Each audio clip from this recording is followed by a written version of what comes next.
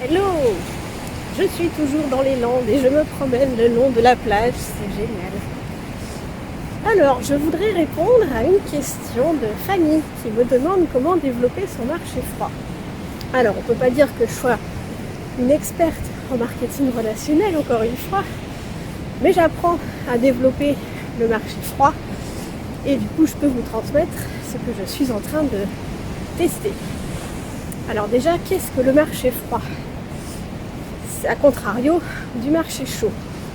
Alors déjà, le marché chaud, c'est les personnes que vous connaissez, les personnes de votre entourage, votre famille, vos amis, vos collègues de boulot, toutes les personnes avec qui vous avez déjà créé une relation.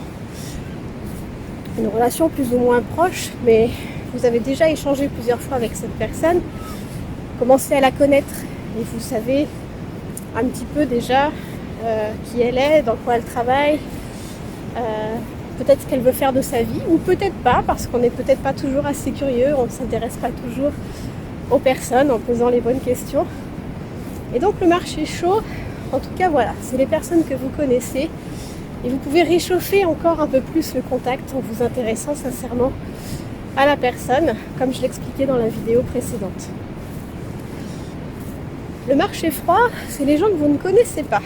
Le marché froid, c'est les gens que vous croisez dans la rue, c'est votre commerçant préféré qui va être un marché tiède, puisqu'il vous reconnaîtra quand vous arrivez, par exemple. En tout cas, le boulot à faire avec le marché froid, alors déjà, pourquoi on parle de marché froid, je vais y revenir quand même. Lorsqu'on a un produit ou un service à proposer, on va en parler aux gens qu'on connaît. Mais au bout d'un moment, la liste qu'on vous suggère de faire d'ailleurs pour aller contacter toutes les personnes de votre marché chaud, elle va finir par s'épuiser et vous ne savez plus à qui en parler. Fanny me disait dans son message qu'elle adorait faire ce qu'elle faisait, elle adorait présenter ses produits, mais au bout d'un moment elle ne savait plus à qui les présenter parce qu'elle avait fait le tour de son marché chaud. Eh bien, il faut aller chercher d'autres personnes. C'est vrai que c'est pas le plus simple à faire, ça dépend pour qui. Si on est à l'aise avec les gens ou pas. Donc l'idée c'est de réchauffer ces contacts d'abord. On ne peut pas balancer notre produit, notre service à quelqu'un qu'on ne connaît pas. Je peux accoster quelqu'un sur la plage là et lui dire ah tiens tu veux que je te parle de mon truc. Ça marchera pas vraiment. Hein. Non, il faut discuter avec les gens, c'est la première chose à faire. Échanger, discuter. Cerner, voir s'il y a un besoin auquel notre service ou notre produit peut répondre. Ça va dépendre de quelle clientèle vous visez. Si justement ce sont des clients qui vont acheter votre service ou votre produit, vous allez chercher uniquement des clients. Donc il faut que votre produit ou service réponde à un de leurs besoins. Si c'est dans le bien-être, eh bien, il faut que la personne ait un besoin par exemple de santé, elle veut être en meilleure forme ou au contraire elle a des difficultés, elle a mal à certains endroits et votre produit peut y répondre. Ou alors si c'est pas la santé, ça peut être un besoin financier et il se trouve que votre service peut lui permettre d'augmenter son pouvoir d'achat. Voilà, vous avez quelque chose à proposer qui correspond à un besoin. Après, si vous souhaitez créer un réseau, créer votre propre équipe et vous voulez travailler avec des personnes qui vont de l'avant et qui font le même boulot que vous, et bien là il faut trouver des personnes qui ont besoin d'un revenu complémentaire, parce que c'est en grande partie pour ça qu'on fait ce métier. Revenu complémentaire ou carrément un salaire, hein, c'est le marketing relationnel, c'est ça qui est génial, c'est que ça peut répondre à tous les niveaux financiers. Et il faut qu'elle ait le temps de développer une activité. Si la personne est overbookée et qu'elle n'aura pas de temps à consacrer une activité, ça ne servira à rien du tout. Elle fera rien. Donc c'est pas la peine de lui en parler, même si c'est frustrant. Donc la première chose à faire, c'est de jamais parler ni de votre produit, ni de votre service, ni de l'entreprise avec laquelle vous travaillez, mais de juste sonder. Le marché froid, c'est ça, c'est s'intéresser aux gens, créer des conversations, essayez de voir si ce que vous avez à proposer peut répondre à un besoin de la personne. N'allez pas lui vomir votre produit, vos services, le marketing relationnel, c'est génial. Je vais te présenter mon parrain, tu verras. Ça sert à rien du tout, ils vont rien comprendre, ça va même les faire fuir. Donc soyez juste intéressés aux personnes que vous croisez, créez des conversations. Je vous avais parlé dans une autre vidéo d'un livre, Le grand art de la petite conversation. C'est une mine d'or sur comment aborder des gens qu'on ne connaît pas et par quoi commencer la conversation. C'est pas toujours évident de savoir par quoi on commence. On parle souvent du beau temps, de la pluie. La météo est un bon sujet d'amorçage, mais ça peut être la tenue vestimentaire de la personne qui vous plaît, ça peut être, je sais pas, la ville dans laquelle vous êtes qui est géniale, ou peu importe. Mais créer des conversations, créer des relations, réchauffer ses contacts pour qu'ils deviennent un marché tiède, puis un marché chaud. Et ça peut prendre du temps, le marché froid. Il ne faut pas être impatient. Et votre objectif, je dirais, c'est d'aller trouver des personnes qui veulent compléter leurs revenus, qui ont un besoin financier, d'arriver à comprendre et à savoir pourquoi ils ont ce besoin, pour vraiment les faire se projeter dans la recherche d'une solution. Ils n'étaient pas en train de chercher une solution avant de vous rencontrer, pas forcément. Et moi j'ai croisé plusieurs personnes, premier abord, qui n'avaient pas l'air d'avoir besoin, qui vivaient bien, qui n'ont pas besoin d'argent en plus. Il y en a des gens comme ça. Et puis en grattant un peu, je m'aperçois que la personne, ça va, elle arrive à se payer tout ce dont elle a besoin. Mais finalement, si elle pouvait mettre 400 € de côté en plus, ça lui conviendrait bien.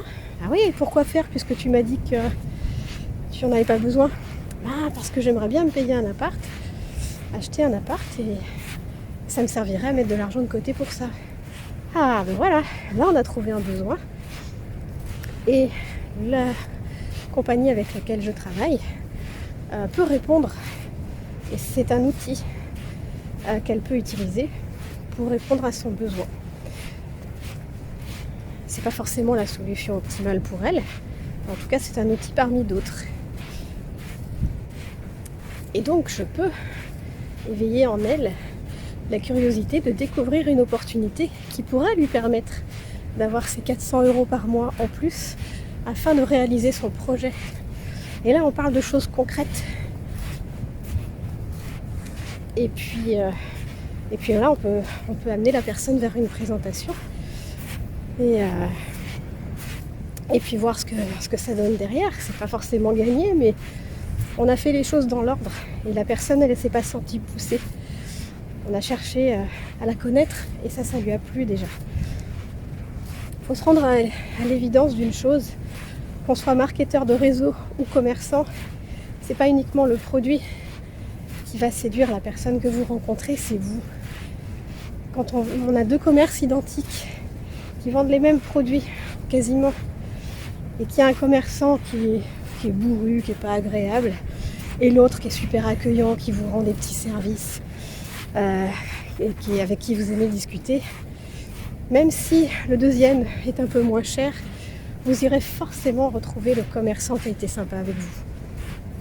C'est comme ça, c'est humain. On a envie de se sentir bien.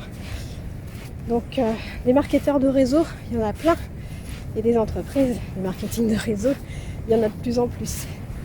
Donc c'est avec vous que la personne aura envie de travailler, parce que vous aurez su l'écouter, parce qu'elle se sera sentie bien avec vous. Donc voilà, pour étendre son marché chaud, il y a deux possibilités, à mon sens, c'est ce qui me vient là maintenant, c'est d'aller réchauffer du marché froid en créant des conversations, des relations, en parlant avec tout le monde, sans parler de votre produit, de votre service, on est d'accord, mais parler avec les gens, discuter.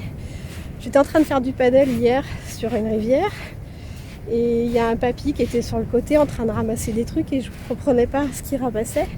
Je me suis approchée de lui, je lui ai dit bonjour et je lui ai demandé ce qu'il ramassait. Et on a créé un échange.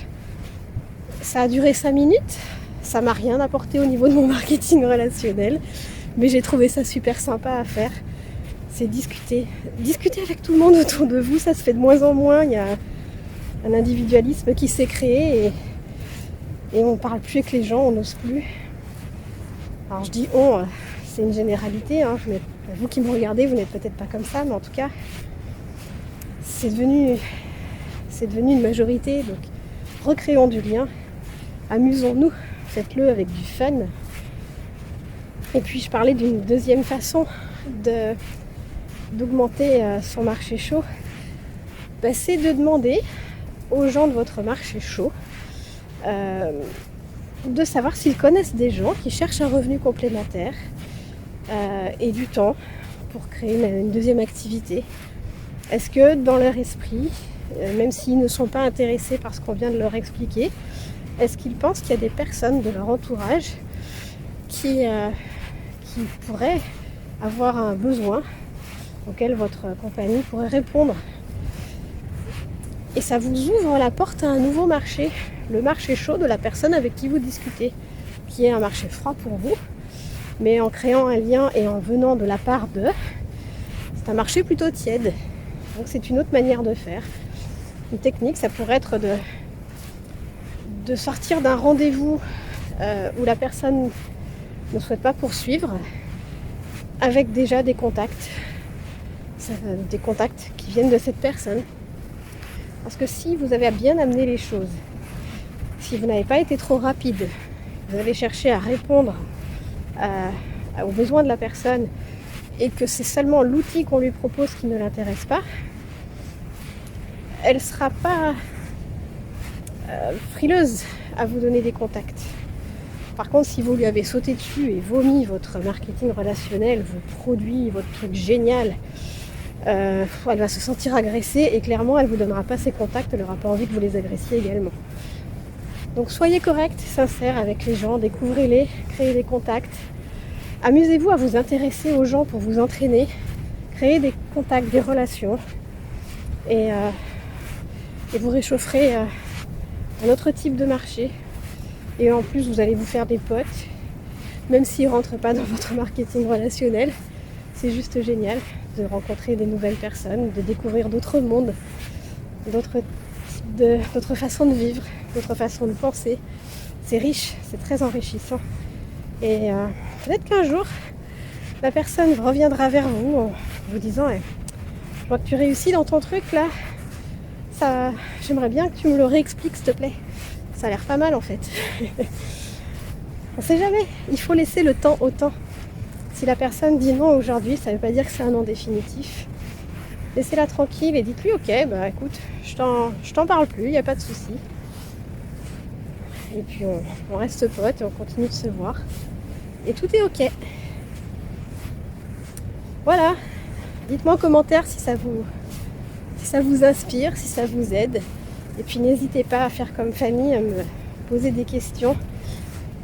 Parce que moi ça m'aide à aller fouiller, chercher dans des lectures, au sein du coaching que je suis en train de suivre, d'aller chercher des réponses et ça me fait travailler.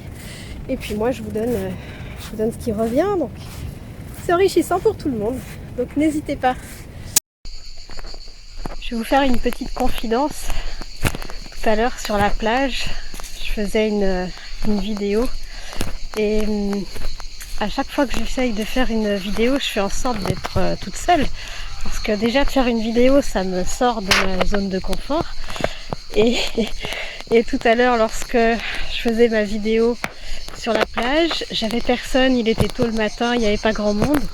Et j'avance et tout d'un coup je vois quelqu'un et c'est pour ça qu'on voit mes yeux qui partent un petit peu là et avec un air inquiet parce qu'en fait il y a une personne qui venait droit sur moi et je me suis dit qu'est-ce que je fais? Est-ce que je continue de parler?